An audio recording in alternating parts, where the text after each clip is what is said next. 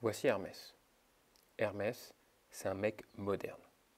Il voyage beaucoup, il communique avec plein de gens, après tout, c'est son travail. Et on lui fait confiance concernant les documents importants. Et les documents, il en gère plein. Seulement voilà, ces documents, il ne veut pas les transporter lorsqu'il parcourt le monde. Ce qu'il voudrait Hermès, ça serait de laisser ces documents à quelqu'un de confiance, comme Zeus. Comme ça, une fois qu'il lui a confié ces documents, Hermès peut retourner à ses voyages. Lorsqu'il a besoin d'une information, il suffira à Hermès d'envoyer une chouette qui lui ramènera le document qui correspond. Et s'il veut rajouter un document, il lui suffit de l'envoyer pour qu'il soit rajouté au corpus. Mais, comme dans beaucoup de familles, les relations entre Hermès et Zeus sont un peu conflictuelles. Ne faisant pas confiance à son père, Hermès voudrait chiffrer tous ses documents. Malheureusement, s'il fait ça avec du chiffrement classique, sa chouette ne pourra pas récupérer les informations qu'il recherche. Alors bien sûr, il pourrait rapatrier la totalité du corpus à chaque fois qu'il en a besoin, mais cela serait en pratique immensément coûteux en bande passante. Hermès, en bon dieu protecteur de la crypto, a aussi pensé à un truc à la mode, le chiffrement homomorphe. Dit autrement, il pourrait envoyer une chouette dotée de super pouvoirs faire la recherche directement chez Zeus sur les documents chiffrés. Mais là encore, il y a un problème. L'utilisation de la cryptographie homomorphe est particulièrement coûteuse en calcul. La chouette devra regarder chaque document un par un, et la chouette, elle n'a pas le temps. Hermès est perdu. Que faire? N'y aurait-il pas une solution qui allierait un temps de calcul réduit et peu de communication?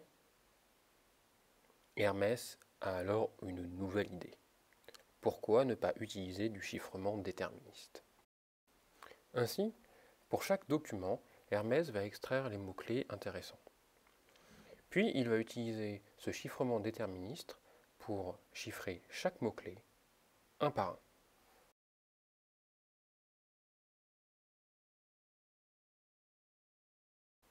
Le document chiffré correspondra à la concaténation de ces mots-clés eux-mêmes chiffrés. C'est cela qui sera stocké par Zeus. Pour chercher un mot-clé parmi les documents, Hermès n'a plus qu'à le faire passer par sa moulinette. Étant donné qu'il s'agit de chiffrement déterministe, le résultat sera identique au mot-clé traité précédemment. Il ne reste plus alors qu'à envoyer ce chiffré par Chouette Express pour retrouver les documents qui le contiennent. Mais il y a encore un problème.